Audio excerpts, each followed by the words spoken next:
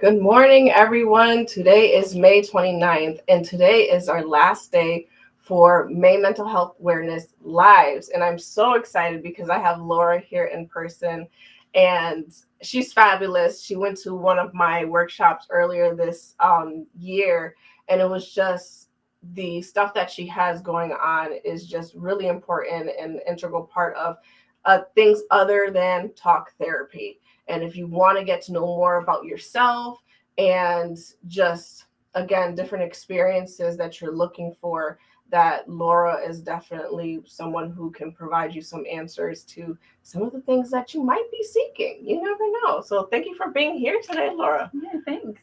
It's exciting. Yeah.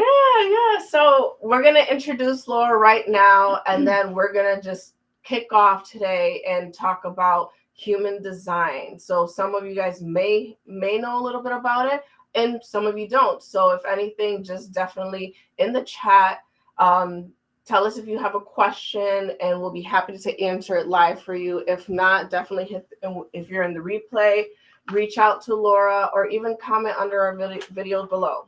So let's go for introduction. So Laura is a human design specialist and coach, able to guide you through self-discovery and rewriting your story. She specializes in helping you understand your unique gifts that present themselves in the modern system of human design, and enjoys working with women to let go of old stories to find expansion. As an educator for more than 20 years, she is great at helping you interpret the complexities of your energetic blueprint and leading you to the next amazing phase in your life. Good stuff, right? All right. So, Laura, tell us a little bit about how you got into human design. Wow. Well, so I have another side business that's a planner making business. And I was listening to a business coach and a podcast, and he was interviewing one of his students who was doing human design and trying to make that into her business. And I was like, what is this human design thing? Because I've all my life been interested in learning more about myself and understanding the nuances between people and how we communicate and what makes us who we are, kind of thing. I've always loved personality tests. And I just did a podcast recently where, I did a whole podcast on how I found human design. Mm-hmm. But I remember when I was a kid, my parents and I went to like a state fair where they had those booths that like the fortune telling booths. If you write your handwriting out, on the piece of paper, it'll tell you all these things about yourself. And I was like, I want to do this. And my dad was like, whatever, but it was like, I feel like one of the beginning points of me being interested in this stuff. And, I've done the Enneagram, the Myers-Briggs, the DISC. I even have a master's in multiple intelligences. Oh, wow. So you can see that this like differentiation thing is a big part of my life. And so human design is kind of like the combination of a personality test, astrology, and quantum physics all wrapped into one. Which is, I love, because it kind of takes the consciousness out of it. Like you can just really get to the subconscious level of what makes your energy work based on the neutrinos in the air and the in the atmosphere and where the planets are. And it's just kind of like, here's some examples of how your energy can work really well aligned, make life really easy, and it makes it easier for you to navigate life instead of having to be in your head all the time, trying to figure it out. Right. So, yeah. Wow. Okay. And we've talked about that, but like even in the workshop that I did on Unapologetically, it's we were talking about energy and how like if you're not aligned with your energy, and I know my audience, I know the Heart Tribe hears this a lot from me because I talk about it a lot, but it's so important to be aligned with that as much as possible. Yeah. And when you're not, it doesn't feel good. And there's things that almost feel more complicated because you're trying to force it to work. Oh, yeah. And there's actually, human design actually puts language to it. Because when you find out your energy type, that's like the number one, the first thing you want to know is your energy type. And even if that's all you know, and that's all you really work on learning about, then that is going to take your life to the next level. There's three main pieces, and we can talk about those today. So energy type is the number one, and each energy type has what they call a self and a not self theme. There's kind of like an emotional theme. So when you're not in alignment, and Marianne is a generator, that's the generator type. I'm also a generator. So when we are not in alignment, we feel frustration. That's our word. And more than anger or disappointment even. And I've really been playing with those words lately. And some people are like, their word might be, our in alignment word is satisfied. Right. So when we are in alignment, we are going to feel satisfied more than we're going to feel peace.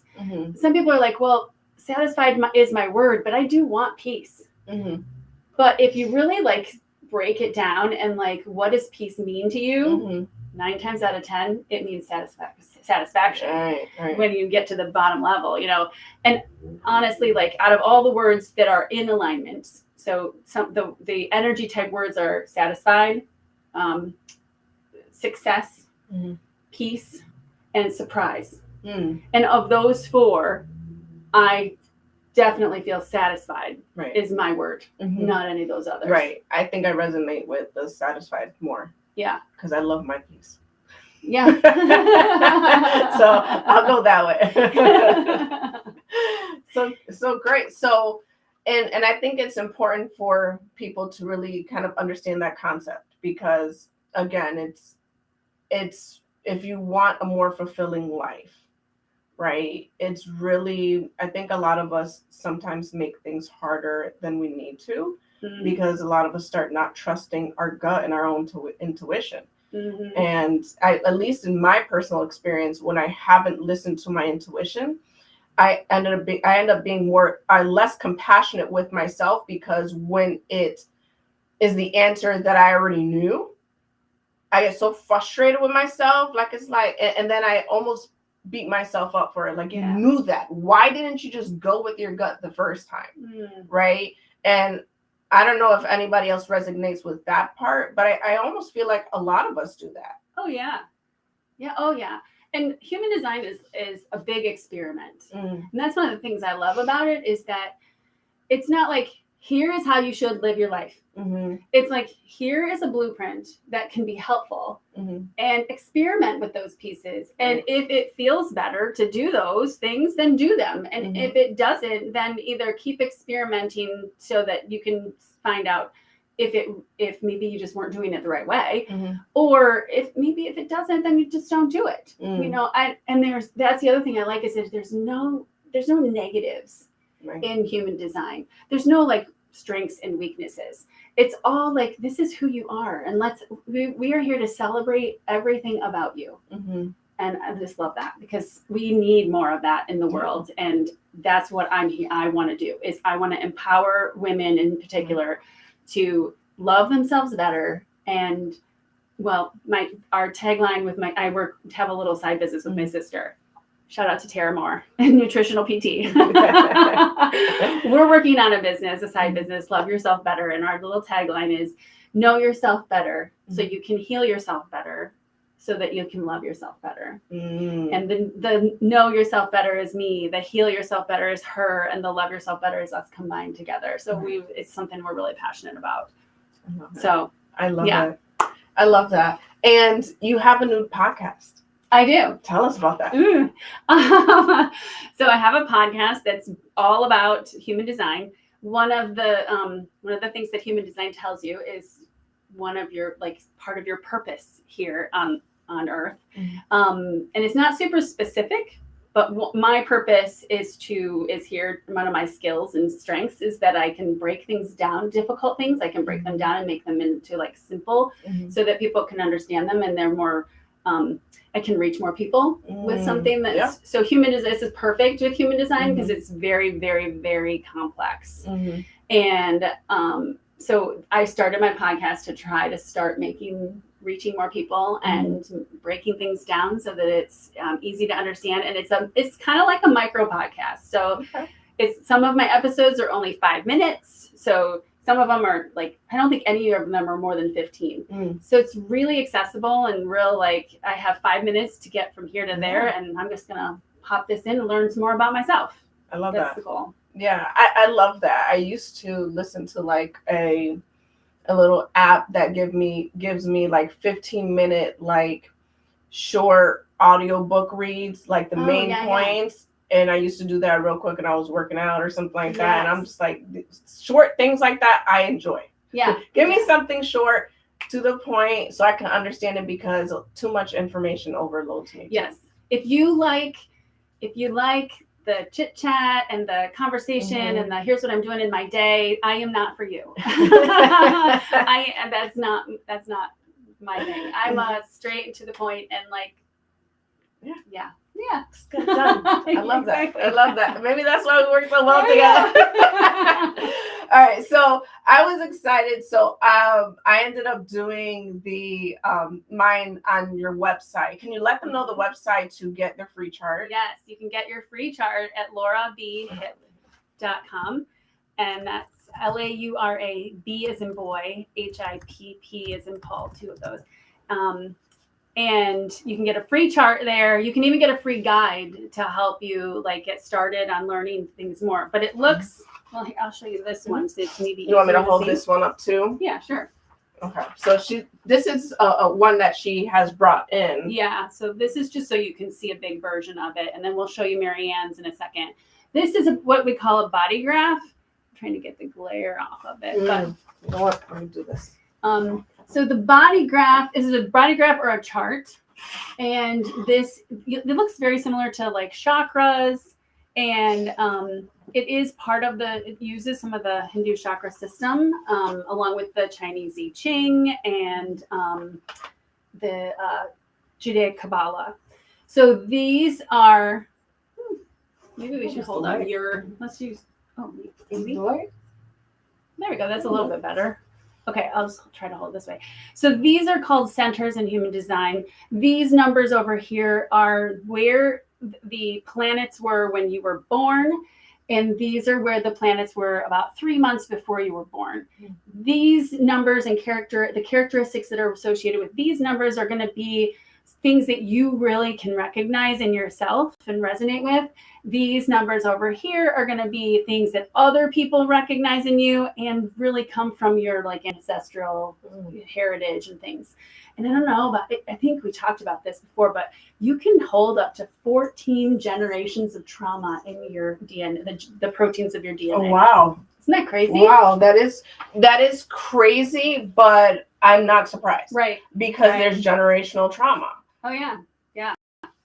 Yeah, like there are things, I'm sure you see this all the time, where someone has a fear of something or like something angers them or frustrates them and they have zero idea why.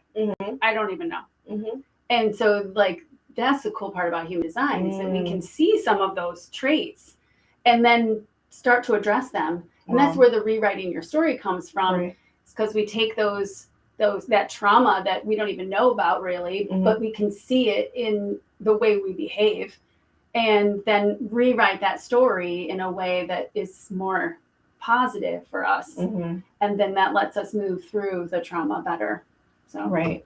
And I guess that's where talk therapy can definitely come into play is number one, like when you understand that is also knowing like, okay, well, how can I re-narrate my story so I can heal, so that way I can move forward in life? Because a lot of what people really don't get about generational trauma is that it is almost like ingrained, right? And that means there were things before you that kind of already built that habit. Yeah.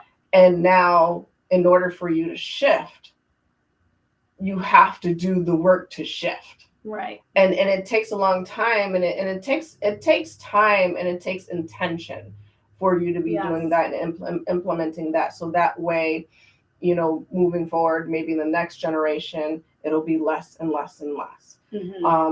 And even when I talk to some of my clients that are trying to break some of those generational trauma curses, it feels so exhausting for them. It's exhausting. It's like, I can't do this. And they almost feel like they're breaking down.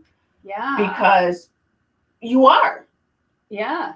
You have to break down some type of foundational, again, that generational thing that has been going on, and you are the person that is trying to break that down and re-narrate it and heal so that the future generations can heal too. And for some people, that's so taxing, and it's a lot. But when you do it for yourself, you might feel the weight lifted off your shoulders, and it no longer feels like a burden as well. So it's create that intention if that's what you want to do, because you no longer want to be burdened by something so heavy, and you don't realize that you might be that generation to start a new pattern. I was just gonna say, and then you're healing that for the future for your future generation. Yeah. And that's it. I love that you're saying this, because it kind of like, this is what I see human design being so powerful, is a combination of therapies, of modalities that you've been so beautifully representing this month, because we do need a lot of different ways of healing ourselves and getting more in tune with ourselves. And I love that about human design, of collaborating with others. Like, human design with talk therapy could be so powerful, because we can look at your chart to see, like, okay, here are some things that might be an issue. And then that can be something you can take with talk therapy to talk through those issues and get to like a really healing place, and then combine that with the other modalities that I use. And it's like, it could be so impactful and powerful. Every time I talk about it. I love it. So so we're going to go over mine, right? So I'm just going to put this up a little bit. If it was a little bit hard for you guys to see the other one. So I'm just briefly, right? This is mine that I just did printed out right before. So, all right. So you may or may not be able to see this, but I'll talk so that you can hopefully, I'll think out loud. Maybe I don't know what I'm saying. This is her body graph over here. And she is a generator. So number one, the strategy of a generator is to respond in life. So there's only one energy type that is here to specifically initiate. That doesn't mean we can't follow through and make things happen. It just means that in order for us to do that, we need to be responding to something. So, like, for instance, if I was sitting on the porch and I thought of a course that I wanted to create for my clients, and I was a manifester, because that's the energy type that can do that, and I went inside, I could just go and do it right now. And then probably check in with my authority, which is your decision-making process. We'll go to that in a second. And then send it out into the world, and I would probably have good luck with it. If we did that, it would probably fall flat, because we weren't responding to anything other than what was happening in our head at the moment. And you and I both have the top head center undefined. In fact, we both have it totally open, which means there's no gates activated here. All of these numbers are represented within the chart. And then once they're here, they're highlighted. And then if there's two highlighted on either side of a center, that means that connects them, and it makes them both defined, is what we call that. So they're both activated. So we have this empty head center, which means we're going to get a ton of ideas, and especially when we're around other people. I get a lot of ideas. Yes, me too. But if we don't check in with our gut, we might be doing one of those ideas that's not correct for us. And then we get frustrated, out of alignment. You know what I mean? The other interesting thing is we both have the root center defined. So here's where it becomes more challenging, because our head is saying, here's all these ideas. This is so great. This is wonderful. And our root is defined, and we have consistent access to that energy. So it's saying, okay, let's go. Let's do it. Right. And if we didn't check in with our gut, then we're off and running, and That makes complete sense to me. Yeah. Complete sense to me. Yeah. It is scary how accurate this is. That every single time I meet with a client, with a friend, whoever, they're like, oh my gosh, like, yes, that is me. And it kind of validates who they are. I was working with a student once because I love working with teens Mhm. too. And I feel like if we can empower teens, like that is our future. And they are in a place where they're already feeling vulnerable. And I got 2 teens downstairs. Both 19. I think they need a little, Yeah, there you go. Well, one of my teens I was working with, she's like, how are you in my head right now? She's like, that is exactly me. Mhm. So I love it. And it gives us permission to be who we are. I have a friend who is a manifesting generator. So the difference between generators and manifesting generators is we have to take stair-step process. We all do. All generators do. But we have to hit every step. Or it like undoubtedly does not work for us. Right. Manifesting generators can skip steps, and they tend to be multi-passionate, and they're all over the place, and they tend also to be labeled as ADHD, when in actually they might not be, but it's just their energy type. They might be as well, but I forgot where I was going with that, but my girlfriend is like that, and she's got to be really careful that she doesn't skip the wrong steps. Okay. So yes, and generators are the only energy type that are here to go. Like if we're doing something we love, we can go all day, hit the pillow at night, and it was a great day. Oh, my husband would be like, yep, that's exactly who she is. Yeah. He'll tell me, you got to stop working sometimes. I'm just like, but I got this and this and this and this. Yep. And it just like comes. And then I'm just like, yes. Checked it all the boxes. And you can probably hit, yes, and the satisfaction of clicking those boxes. And you can probably hit the pillow at night and you're out. Yeah, absolutely. It's the best sleep. Yeah. Well, so that's only 70% of the population. So, and this is where it helps to know who's in your family, like the energy types in your family. My sister has always, I'm sorry, Tara, but we've always had Tara time. And it totally, now that I know her type, energy type, it totally fits her energy type because she's a projector. So projectors are about 12% of the population, I think.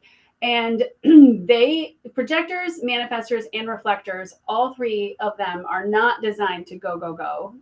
They do have little spurts of it, but they need, for their nighttime routine, they need to like have a nighttime routine and really like stop and become horizontal before they're tired, because they need time. A lot of times those energy types have a lot of openness. And we'll talk about your openness in a second. Don't let me forget. They have a lot of openness in their centers. And when you have openness, then you're absorbing other people's energy throughout the day. So they need time to let go of that energy and get back in their own specific energy to be able to rest. Because if they take all that energy with them to bed, then it affects their sleep. And actually, we're designed to sleep separately. We're not designed to sleep with somebody. Oh, really? No, isn't that crazy? So maybe it's permission for some people, or maybe. I'm going to be mad. I know. So, Marianne, you have a lot, maybe you can see it, maybe you can't, but she has a lot of centers that are open. She has these three here, her root, her sacral, and her G center, her identity center are defined. So you're going to have consistent access to that energy. Consistent, you're going to have a pulsing energy of like drive. Sometimes it's like, yes, go. And sometimes it's like, okay, no, it's not go right now. Okay, good. And then she's got her gut that's defined. That is what makes her a generator. And this is where every single decision you make, super small or big, can be completely on your gut. Yep. Everything. Yep. I learned that. Good. Around when I was about 28. Wow. I learned that, and from there on, I mean, obviously there's times where I use my head. I'm just like, but when I trust my gut, the biggest. That's good change. that you've been so in tune with your body that way, because some people cannot, they're just not in tune with their body that way. So good for you. That's great. Then she's got this identity center. She knows who she is. Mhm. She rarely will question that. Now, if someone has this open, they may feel like, I don't even know who I am because I'm this person over there and I'm that person over here with this. And then and you may see this in with your clients, like, feel like I need to figure out who I am. But really, that's who they are. It's kind of like this chameleon, and it gives them permission to be that. I love it. So all these other centers are that she's got. So you've got 6 other centers that are undefined. That means you borrow energy from other people. So in particularly your emotions, let's talk about that one. That's a good one. That's a great one to talk about with families, because someone comes home from work and they're like, they had a frustrating day, and it might be just, not so great for them. But all of a sudden, Marianne, it amplifies everything. And does this resonate with you? I don't know. It does for me, because I have this open as well, undefined.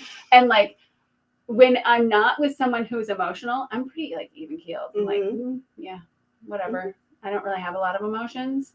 But when I'm with someone who's like upset about something or super excited, I'm like double that. And so like, especially like your mama bear, that when that comes out, that's you amplifying. Yeah, that's this. on high. Yeah. So it makes a lot of sense. That makes a lot of sense. And so the thing that I have realized that switched over, I don't even know if maybe it's even part of the chart, but I get exhausted. Like if it's too much energy and it's overstimulating me, I shut down. I can't take or receive anymore. I'm just like, nope, can't be bothered. Yeah, I'm the same way. And some of that will be all these open centers, because when you're with someone that has these defined, you're borrowing their energy and amplifying it. So that's 6 centers you're amplifying of somebody else, and you're not in your own energy. So, including the processing and ideas and everything, plus your throat center is completely open, which is interesting as a talk therapist. So I'm curious, do you have people that in your life that when you're with them, you just can't stop talking? Sometimes, yeah. Okay. Yeah. So it'd be interesting to run their chart, because when someone who has this undefined, when they're with someone that has it defined, they like borrow their energy. It's like, oh yes, finally I can talk. I can like get my words out. Because sometimes this undefined throat, people that have this feel like, I can't get my words across. I can't get my idea across to somebody. But then once you're with somebody that has that defined, you're like, oh yes, here it goes. And then you right. Yeah. Sounds about right to me. Okay. That makes a lot of sense to certain people. Not everybody. Yeah, right. Right. And so you just, all of this is just a big experiment. Where was it? This line right here. So she's got the 9 and the 52. The gates 9 and 52 are connected, and that's what makes her root and her sacral connected and defined. That channel, every number means something. Every channel means something. And then there's little numbers on each side of the numbers that mean something. It goes really, really deep. Yeah. But the 3 things you need to, well, I'll tell you about this 952 real quick. So that is the channel of focus and stillness. 52 is I have it 3 times in my chart. One, and each of those 3 times means something different based on that other little number next to it, kind of thing. But it's the gate of stillness.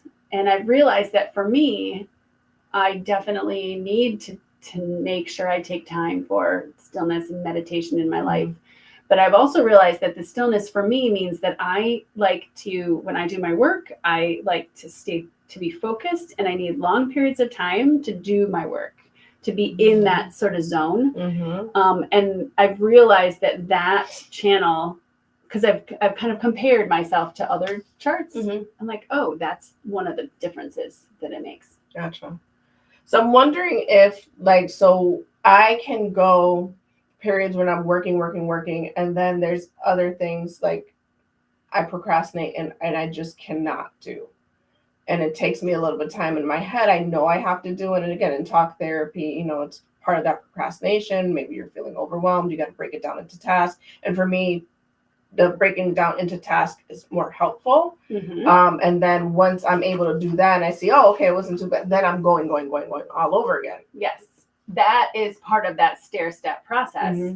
Plus, it might be a task that you're not excited about. And so that like stilts your energy, like I'm frustrated about this. I don't really want to do it. And that's part of we can go do all those things if we enjoy what we're doing. Right.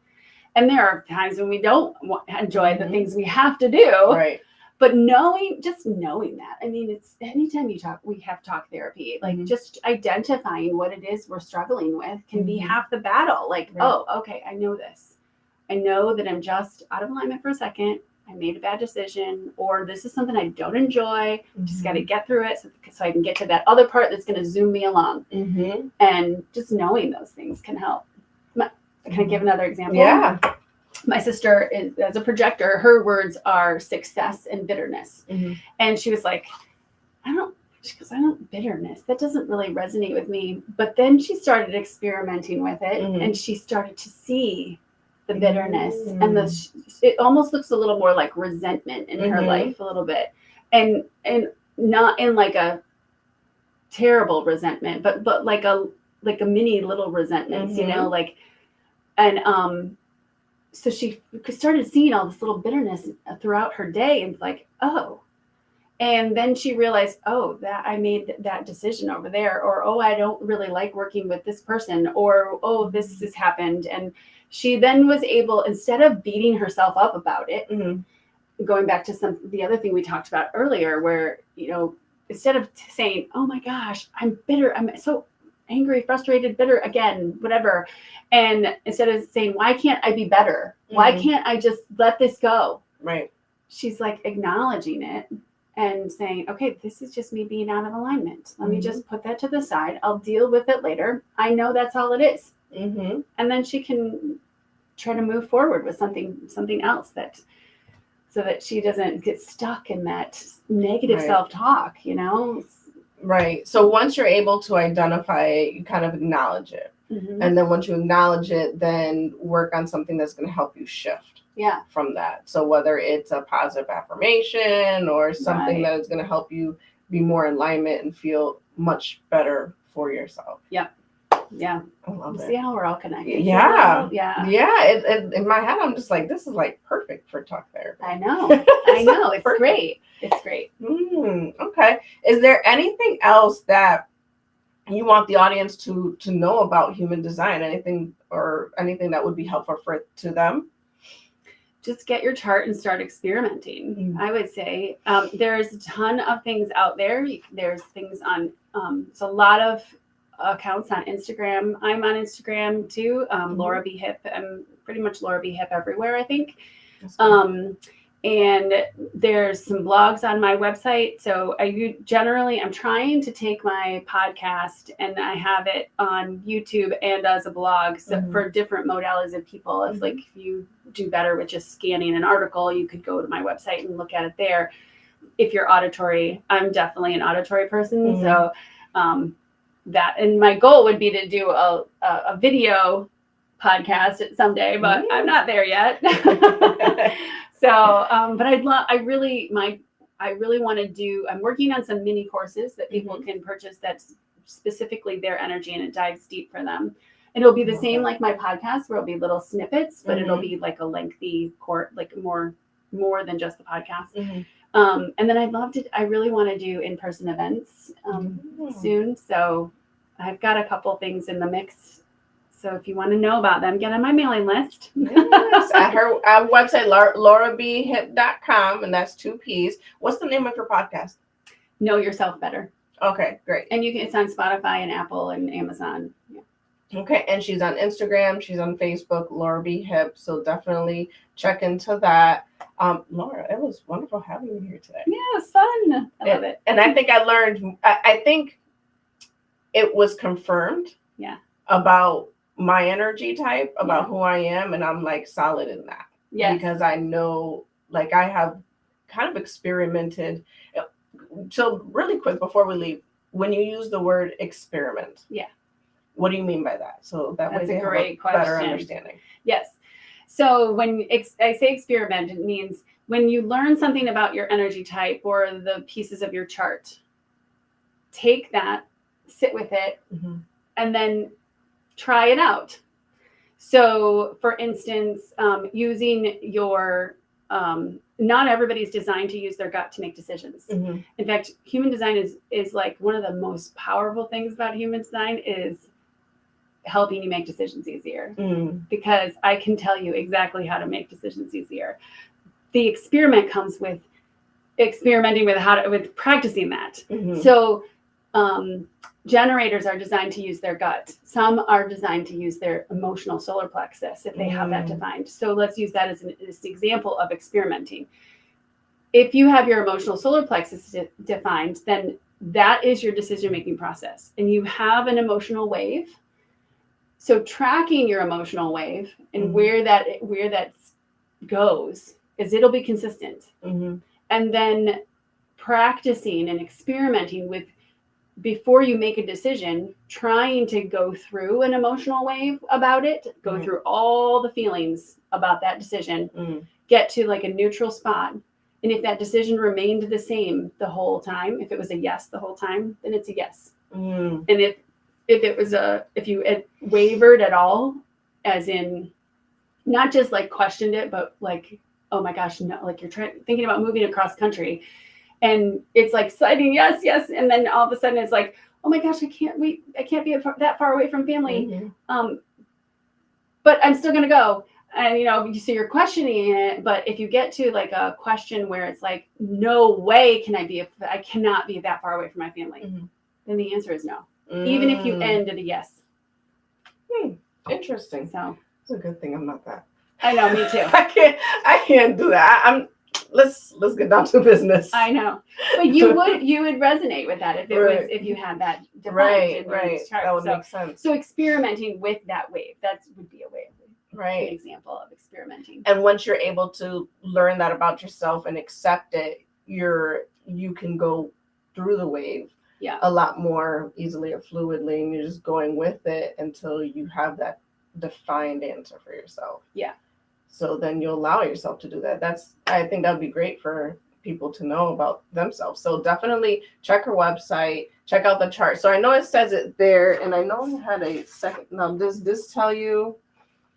Yeah, with your chart, you get the chart, and you get a little description of a couple of the things. And then you can order a more extensive chart analysis on my website. You can even book a party. I forgot to tell you, I do parties. Then you can learn about all your friends. And all those things you can book on my website or email me or whatever. Perfect. Well, thank you so much for coming here today. Thanks. Thank you for explaining this and going through this. And again, like these are things that are outside talk therapy. And if this resonates with you, definitely contact Laura. I think it is important for all of us to really know like who we are, right? And again, if you're trying to get on a path to better healing and understanding yourself, using any of these modalities that we have talked about throughout the month can be truly beneficial, or use them all because they all are in alignment with each other. Like I'm hearing this and for me, I'm just like, oh, that's part of Reiki too. All the chakras, right? So they all interconnect in different ways, but it can be so validating to someone who feels like that they're unsure of themselves. So you don't have to go to Bali on a trip just to find yourself, right? Like you're here present. I mean, if we are going to Bali, then you should come with us. We'll amplify your fun. But it's what you know about yourself is here. You just may have to have that person to kind of help guide you and help you understand a little bit about who you are and learn to be accepting of that. It's just sometimes you just need to know and you need that confirmation. So I'm Marianne Francis, and I'm coming in from Transforming Hearts PLLC. This is Laura B. Hipp, and we are signing out for today. Thank you.